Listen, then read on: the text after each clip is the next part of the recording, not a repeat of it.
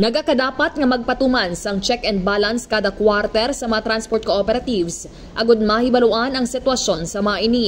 Sa interview sa K5 News FM Iloilo kay Mr. Hali Alcarde, tagpamaba sang Western Visayas Alliance of Transport Cooperative Corporation Incorporated o kon WVATCCI, iya ginpayag nga lakip sa dapat tanawon amo ang ila financial kag operational management agud nga kun may problema gilayon nga mahatagan igtalupangod o kun may improve ang skill sa pagmanage ang kooperatiba o kon korporasyon.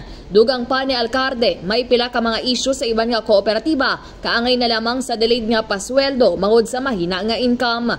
Pahayag pa sang natungdan, dapat man nga maging transparent ang mga kooperatiba sa ilatag sa mga miyembro agud malikawan ang miscommunication o kung hindi pag-intindihan ay amuman ang pagbatikos sa mga opisyales sang kooperatiba. Yari pamatian naton ang naging kabahin sang pahayag ni Alcarde. Kaya gin-propose na gid ini, kaya gin-implement ini sa aton nga government, ining modernization program man sila man ang nagsugo sa aton. So, let's focus on the program of modernizing the public transport sector, and then on the part of the government, let's give our full support from training sa aton nga CDA, sa aton nga OTC, implement maayo ang training especially on the management, on the skills, at the same time ang monitoring, ang control sa aton nga OTC, sa aton nga CDA. So medyo higpitan naton ang control sa aton nga mga kooperatiba. Nahibaluan nga diri sa syudad sang Iloilo, may pila ka mga problema sa delayed nga pasweldo sa mga driver sang modernized jeepneys.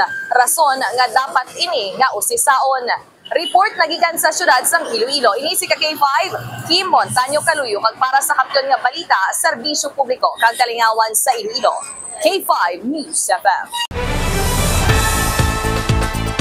Ang ining nga balita ang ginadulong sa inyo sang DTX Coffee Mix. Himo sa natural nga sangka pareho sang amarkuso, chia seeds, sugared cane extract powder. DTX Coffee Mix. Nakakapi ka na, naka-detox ka pa. DTX Coffee Mix. Mabakal sa mga butika.